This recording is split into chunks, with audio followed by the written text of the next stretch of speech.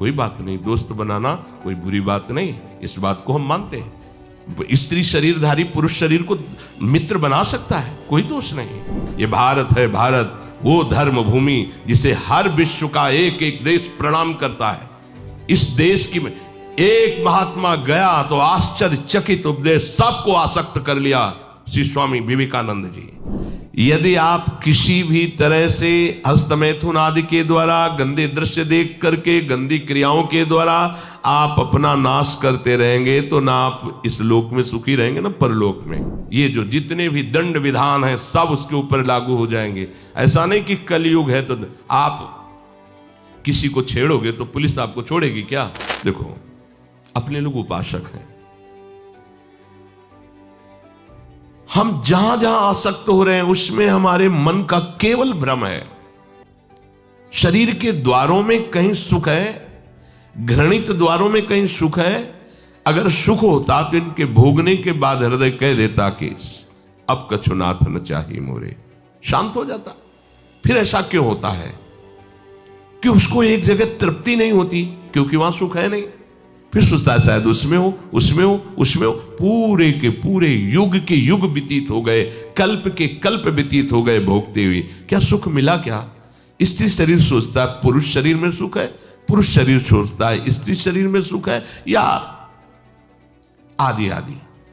अगर सुख होता तो पूरे ब्रह्मांड में पशु पक्षी कीड़ा मकोड़ा सब मैथुन धर्म से युक्त हैं, ये सब सुखी हो जाते हैं ना।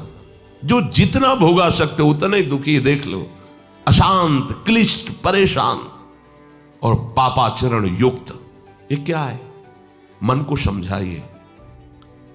वैरागी भगवत मार्ग का पथिक मन के द्वारा ऑपरेशन करता है हर वस्तु का। ये सब इसको ऐसा ना समझे कि बड़ी गुप्त बातें हैं।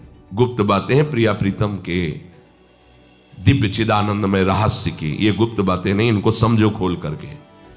यदि आप किसी भी तरह से हस्तमैथुन आदि के द्वारा, गंदे दृश्य देख करके, गंदी क्रियाओं के द्वारा आप अपना नाश करते रहेंगे तो ना आप इस लोक में सुखी रहेंगे ना परलोक में। मान लीजिएगा, ये बातें ना तो कही जाती हैं और ना सुनी जाती हैं और ना समझी जाती हैं। इसीलिए हमारा बहुत ही आगे की पीढ़ी जो सनातन धर्मावलंबी, जो भागवत, हर देश से महान भारत देश को क्यों कहा गया? ऐसा भी है कि अन्य देश स्वीकार किया जाता है कि वो हमसे धनी है, स्वीकार किया जाता है कि वैज्ञानिक तत्वों में भी वो हमसे आगे हैं, पर भारत को महान धर्मशाली देश कहा गया है। कोई भी किसी भी देश का धर्म गुरु हो हमारे देश में आएगा और हमारी ऋषियों के सूत्रों से ही अपने धर्म को पुष्ट करेगा। सांप का मूल जड़ भारत धर्म का है। कहीं भी हो, कहीं भी देख लो, चाहे जिस देश का नाम लो, कहीं ना कहीं किसी भारत के ब्रह्म ऋषि की छाप लेकर के डोल रहा है। भारत भोग प्रधान देश नहीं है, भारत धर्म प्रधान देश है। यहाँ धर्म गुरुओं के द्वारा धर्म स्थापना करके चलाया जाता है। यहाँ आज जो हम समझ रहे हैं कि बाहरी परिपाटी हमारे भारत में आ जाए तो भारत आधुनिक और सर्वश्रेष्ठ देश माना जाएगा, कभी नहीं। भारत अपनी परिपाटी से चलता है, तब सब देशों के ऊपर राज्य करता है। किसी भी देश में न पतिव्रता मिलेगी न यति मिलेगा, ब्रह्मचर्य का कहीं नामो निशान नहीं मिलेगा, ये भारत देश में ही मिलेगा। यहाँ ब्रह्मचारी मिलेंगे, यहाँ सती मिलेंगे, यहाँ प्राणपण से धर्म का पालन करने वाले मिलेंगे। अब हमारे जो नई पीढ़ी है वो आधुनिकता को स्वीकार कर रहेगी। गर्लफ्रेंड, बॉयफ्रेंड, कौन सा रिलेशन है? Live in relation. ये हमारे कहीं किसी भी धर्म ग्रंथ में लिखा हो तो आप बता दीजिए। बाल्यावस्था से आज तक जितने भी धर्म ग्रंथों का स्वाध्याय हुआ, कहीं भी लिखा हो तो ये बोलो सर्वनाश का स्वरूप है कि नहीं है? अभी बच्चा ना तो लोक को जानता है, ना परलोक को जानता है, ना हित को जानता है, ना अहित को जानता है। अभी उसका ब्रह्मचर्य किसी काम लायक नहीं हुआ और वो उतर गया व्यभिचार में। क्या होगा उसका जीवन? क्या होगा जीवन? चाहे वो स्त्री स्वरूप में चाहे पुरुष स्वरूप में हो, क्या बिना संयम के ये पशुता के व्यवहार से किसी की ना लौकिक उन्नति होती है ना परमार्थिक उन्नति होती है? पर कौन सुनेगा? यही कहा जाएगा पुराने जमाने के शास्त्रों को केवल वर्णन कर रहे हैं, ये क्या जाने आधुनिक जमाने को। तो आधुनिक जमाने की दशा क्या हो रही है, आंख खोल करके देखो। कोई बात नहीं, दोस्त बनाना कोई बुरी बात नहीं, इस बात को हम मानते हैं। स्त्री शरीरधारी पुरुष शरीर को मित्र बना सकता है, कोई दोष नहीं। पुरुष शरीरधारी स्त्री को मित्र बना सकता है, कोई दोष नहीं। लेकिन मित्र का क्या कर्तव्य होता है? कुपंथ निवारी सुपंथ चलावा, कुमार्ग से हटा करके सुपंथ में चलाना, उसकी समस्याओं को दूर करके उसको आनंद में से युक्त करना, उसको सहयोग करना, ना कि शोषण करना। दोस्ती कहते हैं उसके दुखों को मिटा करके उसको शांति और सुख के मार्ग में ले जाना। इसीलिए ये जो आधुनिकता बढ़ रही है, ये जो खान पान गलत हो रहा है, ये जो दर्शन गलत हो रहा है, तो इस जमाने में ब्रह्मचर्य ये केवल शब्द ही लिखा मिलेगा, जीवन में नहीं मिलेगा। नए नए बच्चे व्यसन कर रहे हैं, नशा कर रहे हैं, गंदे आचरण कर रहे हैं, क्या होगा? कैसे आगे कोई समझेगा शास्त्र क्या है, धर्म क्या है, बल क्या है? आज नवयुवक 16 से 28 के बीच में कोई ऐसा नहीं दिखाई देता है जिसमें आध्यात्मिक थोड़ा भी बल हो, काम क्रोध आदि सहने की सामर्थ्य हो। अपने बूढ़े माता पिता को थप्पड़ मार रहे हैं, बूढ़े माता पिता को गाली दे रहे हैं, बूढ़े माता पिता जिन्होंने खवा पिला के इतना बड़ा, उन्हें अनाथालय भिजवाया जा रहा है, उनको छोड़ दिया जा रहा है। आप विदेश घूम रहे हैं, उनके खाने की व्यवस्था घर में नहीं। क्या है ये? आज आधुनिक विद्या का ये प्रभाव है। विद्या विनयम ददाती, जो अपने वयोवृद्धों की सेवा नहीं कर सकता वो क्या विद्या पढ़ा? जो दूसरों की रक्षा नहीं कर सकता क्या विद्या पढ़ा? क्या विद्या का यही स्वरूप है दूसरे का शोषण करना? क्या विद्या का यही स्वरूप है कि शराब पीना, ड्रग्स का ये नशा करना? ये क्या विद्या सिखाती है? वो कहा जाता है आज तो आधुनिक विद्या बढ़ रही। मुझे लगता है संयम में रहना ही विद्या का वास्तविक स्वरूप है। अपने इंद्रियों को संयम में रखना, अपने को संयम में रखना, बुजुर्गों का, गुरुजनों का, शास्त्र का, भगवान का भय रखना हृदय में। ऐसा नहीं, आप तभी निर्भय हो पाओगे यदि शास्त्र का भय नहीं, भगवान का भय नहीं, धर्म का भय नहीं, तो फिर आप वहां पहुंच जाओगे जहां भय ही भय है। ये जो जितने भी दंड विधान हैं सब उसके ऊपर लागू हो जाएंगे। ऐसा नहीं कि कलयुग है तो आप किसी को छेड़ोगे तो पुलिस आपको छोड़ेगी क्या? यही देख लो। तो ये तो यहां का राजकीय विधान जो अनंत ब्रह्मांडों का शासन करता विधान है, वो तो किसी की गवाही की जरूरत नहीं, वो तो तुम्हारे मन में ही बैठा देख रहा है। सावधान। संयम एक बहुत बड़ी सामर्थ्य है। जो बच्चे इस सत्संग को सुने वो खुद अपने हृदय में देख ले कि हमारा जो उनसे प्रार्थना करना है कि दोस्त बनाओ, हम निषेध नहीं करते। हम भी पढ़े, स्कूलों में पढ़े, बच्चे बच्चियां सब एक साथ स्कूल में बैठते हैं। क्या हमारे 4 बहनें हों और हम उनके बीच में रहते हो तो हमें काम सताएगा क्या? क्या तुम ऐसे दोस्त नहीं बन सकते क्या? क्या जरूरी है कि काम की भावना से ही किसी से दोस्ती करना? जब ब्याह हो जाए, सदगृहस्थ बन जाओ, तब भगवान को प्रणाम करके गृहस्थ धर्म रूपी पूजा करो, कोई परेशानी नहीं। पर जब तक आपका ब्याह नहीं होता है तब तक आप संयम से रहो। जो तुम्हें संयम भ्रष्ट करे वो तुम्हारा दोस्त नहीं दुश्मन है। इस बात का परिणाम खुद आप आगे देख लेंगे, चाहे वो बच्चा हो, चाहे बच्ची हो, चाहे स्त्री हो, चाहे पुरुष हो। दोस्त वही है जो हमारे संयम को पुष्ट करे। संयम भ्रष्ट कर दे उसे दुश्मन कहते हैं। जो हमारे भागवतिक मार्ग को नष्ट कर दे, जो हमारी पवित्रता को नष्ट कर दे, जो हमारे संयम को नष्ट कर दे, वो दोस्त कैसे हो सकता है? वो हमारा फ्रेंड कैसे हो सकता है? बहुत सावधानी की जरूरत है। ये बाहरी देशों की बातें हमारे देश में नहीं चल पाएंगी। आज हमारा मन इससे, कल हमारा उससे मन। हमारे देश में इसका निषेध किया जाता है। हमारे धर्म ग्रंथ, हमारे धर्म गुरुओं ने इसका निषेध किया है। ये भारत है, भारत वो धर्म भूमि जिसे हर विश्व का एक एक देश प्रणाम करता है। इस देश की एक महात्मा गया तो आश्चर्यचकित उपदेश सबको आसक्त कर लिया, श्री स्वामी विवेकानंद जी। एक महात्मा गया तो विषयी पुरुषों के हाथ में भी माला पहला दिया और कृष्ण कृष्ण पुकारने के लिए विवश कर दिया उसे।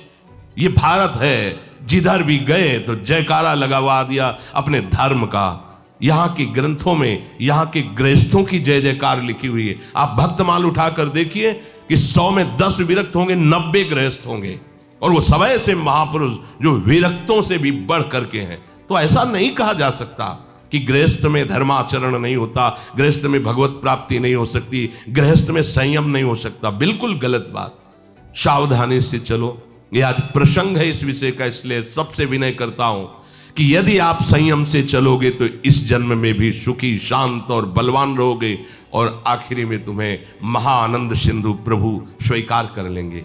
अगर अधर्माचरण करोगे तो ये अधर्म ही तुम्हें नष्ट कर देगा, धर्माचरण करोगे तो धर्मो रक्षति रक्षिता, ये धर्म स्वयं तुम्हारी रक्षा कर लेगा। हमारे हृदय में जो अंतःकरण में मन है, इसको समझाना चाहिए। अगर विषय भोग में सुख होता तो सब सुखी हो गए होते।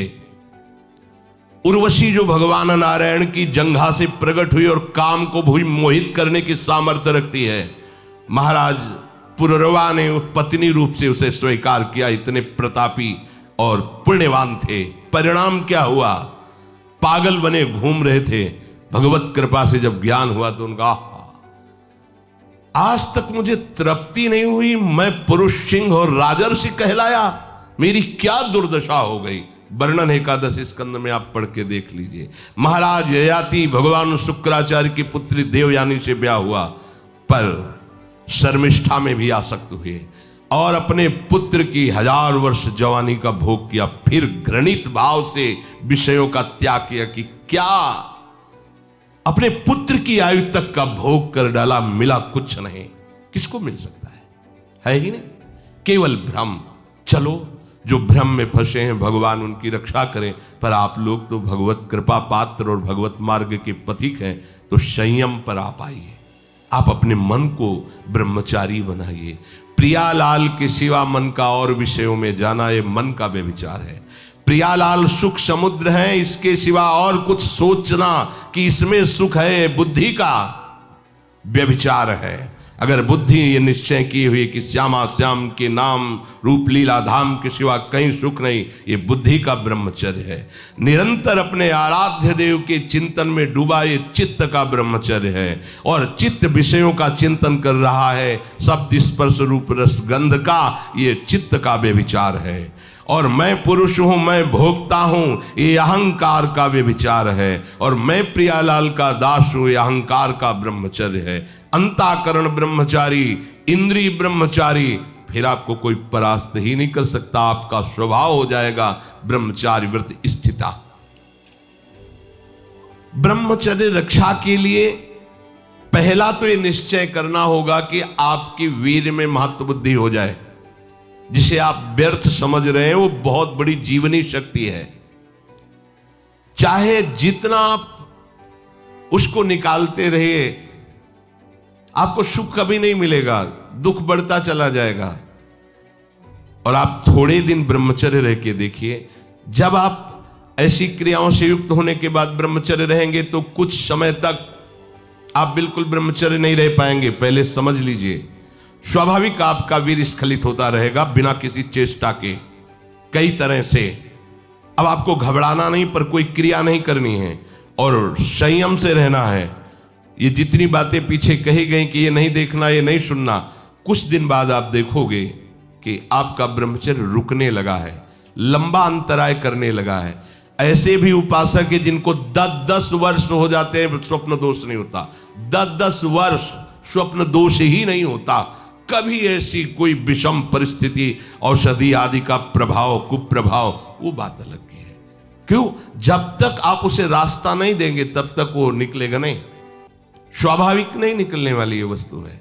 स्वाभाविक तो कभी ऐसे ही, अगर आपने शुरुआत से कभी भी ऐसी कुछ चेष्टा नहीं की है तो ये अपने आप में समर्थ। जो आसनों पे बैठने के लिए कहा जाता है, इससे सुषुम्ना नाड़ी खुलती है और ब्रह्मचर्य ऊर्ध्वगामी होने लगता है। ऊर्ध्वगामी ब्रह्मचारी साक्षात भगवत स्वरूप हो जाता है, उसे ज्यादा प्रयास करना नहीं पड़ता है। वो चाहिए कि सजना धजना छोड़ दे, शरीर का श्रृंगार करना छोड़ दे। भगवत कृपा से अपना तो सहज श्रृंगार रजरानी जी हैं। ये जो ब्रह्मचर्य की पुष्टता के लिए आवश्यक है उसको समझिए। शरीर में सजाना वो बंद करे, चाहे गृहस्थ हो चाहे विरक्त। वास्तविक जो सौभाग्य चिन्ह है वो श्रृंगार के लिए नहीं करते हो, तो वास्तविक सौभाग्य चिन्ह है। आप कहीं भी आ जा रहे हैं, अपने सौभाग्य चिन्हों को धारण करें, पर अपना श्रृंगार करें। गृहस्थ है तो केवल पति के निमित्त से, प्रदर्शन की वृत्ति नहीं होनी चाहिए। क्यों, किसको दिखाना है? हमें कोई देखकर आकर्षित हो ही ना, केवल मेरा पति आकर्षित हो हमारा। क्योंकि उपासना का मार्ग गृहस्थ धर्म में ऐसे चलता है, चाहे वो स्त्री हो या पुरुष हो। किसी को लुभायमान करने की कोई भी चेष्टा ना करे, नहीं वो लुभायमान होगा कि नहीं, तुम भ्रष्ट हो जाओगे, तुम नष्ट हो जाओगे। ये जो कपड़ा है ये हमारे ब्रह्मचर्य के लिए बहुत सहायक है। ऐसे कपड़े नहीं पहनने चाहिए जिनके दर्शन से कामुकता पैदा। यहां फटे कपड़े, बोले आज की नई फैशन चली है, चाहे जितना बढ़िया वो पैजामा हो, उसे पैंट जीन्स जो भी कहते, उसको काट के पहनना पड़ता, फाड़ के 2-4 जगह। वाह क्या बढ़िया बात है। जरा सा फट जाता था तो सिला जाता था, आज फाड़ के पहना जाता है। इसको बड़े आदमी कहते हैं। जितना जो फटा पहने हो, हाँ देखो कैसी बुद्धि विपरीत होती चली जा रही। उसे वीआईपी कहते हैं, जो जितना कम कपड़ा जो करे करे, भगवान उनकी रक्षा करे। आपको उपासक हो, आपको ऐसे कोई भी अंग प्रत्यंग में वस्त्र धारण नहीं करने जिनके दूसरों को देखने से मन मलिन हो और अपने अंदर शरीर राग बढ़े, ऐसा नहीं करना। ब्रह्मचर्य रक्षा के लिए सरल जीवन होना अत्यंत आवश्यक है। विलासिता से बचा जाए। ऐसे सुगंधित तेल लगाना, फुसफुस डाल के चलना, श्री जी का प्रसादी इत्र मिले तो ठीक है, नहीं होता नहीं खुशबू है। अरे दुर्गंध इससे नहीं ढकेगी, तुम्हारी फुसफुस से। तुम्हारी वासना ही दुर्गंध है। वासना को हटाओ और उपासना को बैठा लो, तुम्हारी सुगंध से संपूर्ण देश पवित्र हो जाए। सतरति सतरति सा लोकांतर। तुम स्त्री पुरुष नहीं हो, भगवान के निज अंश हो, समझो। सच्चिदानंद प्रभु के अंश होकर देह राग में कैसे तुम भ्रष्ट होते जा रहे हो। जिसे ब्रह्मचर्य रहना, उसे नित्य सत्संग सुनना चाहिए। सत्संग ही एक ऐसा है जो तुम्हें उठा सकता है। संसार में आज तक किसी की भी उन्नति हुई है तो उसे सत्संगी कहते हैं। कहीं भी देख लो, गोस्वामी जी ने इसीलिए लिख दिया है, मत कीरति गति भूति भलाई, जब जे जतन जहां जे पाई, सो जानो सत्संग प्रभाव, लोकहु वेद न आनो पाओ। और ब्रह्मचर्य रहने के लिए कम से कम 2 बार सर्वांग स्नान अत्यंत आवश्यक है। अगर आप सोच कई बार जाते हैं, कोई ऐसी परिस्थिति आ जाती है तो कमर से स्नान कीजिए, पर 2 बार तो स्नान होना ही चाहिए आपके शरीर का। उससे ब्रह्मचर्य को सहायता मिलती है, शरीर की गर्मी नष्ट होती है और हमारे भाव में भी पवित्रता आती है। 2 बार स्नान करने से शरीर की गर्मी नष्ट होती है। ये महकुआ साबुन और वो जो लगा के जरूरत नहीं है। अगर आपको शरीर को स्वस्थ रखना है तो आप रगड़ करके ऐसे ही नहाइए। ये जो रज हम लगाते हैं ना, ये अपने आप में बहुत सामर्थ्यशाली है। जब आप नहाओगे तो जो रज लगी ना, वो और छिद्रों को साफ कर देगी। स्नान कर फिर आपको साबुन लगाने की जरूरत। यदि आप त्वगेंद्री को कोमल सुगंधित साबुनों से तो आपके अंदर कामुकता बढ़ेगी। ध्यान रखना, आपकी त्वगेंद्री जितनी कोमल होगी उतने में विकार बढ़ेंगे, और आपकी त्वगेंद्री जितनी ऐसे रुक्ष होती जाएगी उतने ही आप निर्विकार होते चले जाएंगे। इसका बहुत बड़ा असर होता है। कोमल कोमल वस्त्र, कोमल ऐसे त्वगेंद्री बना लेना, ये परमार्थ के लिए ठीक बात नहीं है। इसीलिए सीधे रज लगाओ, सीधे मोटे जो भी कपड़े जैसे मिले उनसे शरीर को ढको। और भगवत मार्ग में चलना है, ये उद्देश्य नहीं होगा तो ब्रह्मचर्य रह ही नहीं सकते हैं। अगर कहीं ऐसा सौभाग्य मिले कि किसी नदी या तालाब में कमर तक खड़े होकर के थोड़ी देर जप करने का, तो उससे ब्रह्मचर्य और पुष्ट होता है, नाभि तक कम से कम। लेकिन अगर ऐसा ना हो तो आप स्नान में सबसे पहले नाभि में ही जल डाला जाता है ब्रह्मचारी के लिए। यह विधान कि ठंडा जल से नाभि आदि से डाल करके। आपके कपड़े भले महंगे ना हो पर स्वच्छ होने चाहिए, पवित्र होने चाहिए। ध्यान रखिए, कपड़े आपके साफ होने चाहिए, पवित्र होने, भले फटे हो, भले वो कम पैसे वाले हो, लेकिन पवित्र होने चाहिए, स्वच्छ होने चाहिए। उससे आपके ब्रह्मचर्य में सहायता मिलेगी। भोजन के तुरंत बाद कभी स्नान न करें। जैसे भोजन किया, शौच लग गई तो बस पेट में पानी नहीं, कमर के नीचे से, कमर से पवित्र। लेकिन भोजन, अगर भोजन पाया और तुरंत पानी डालोगे तो गर्मी सर्दी से आपके ब्रह्मचर्य पर हानि पहुंचा सकता है। यदि आपका पित्त बढ़ रहा है और शाम के भोजन की इच्छा नहीं, थोड़ी थोड़ी तो है, थोड़ी थोड़ी नहीं है, नहीं पाना चाहिए।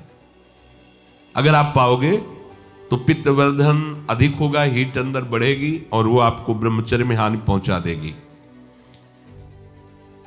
अधिक गर्म जल से स्नान करना ब्रह्मचारी के लिए हानिकारक है। गीजर का बहुत ठंडी है, आपको ऐसा लगता है तो एक नॉर्मल जल कर लीजिए कि ठंडा भी है और ठंडा नहीं भी है।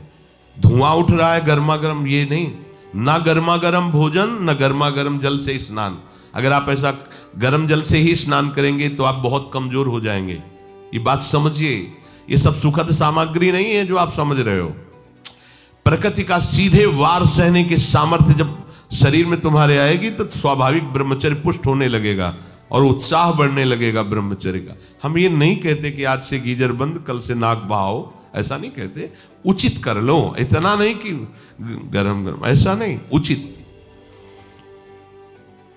स्नान के बाद शरीर को किसी वस्त्र से सर्वांग रगड़ करके पोछिए, साबुन लगाने की जरूरत नहीं, आपका शरीर साफ रहेगा।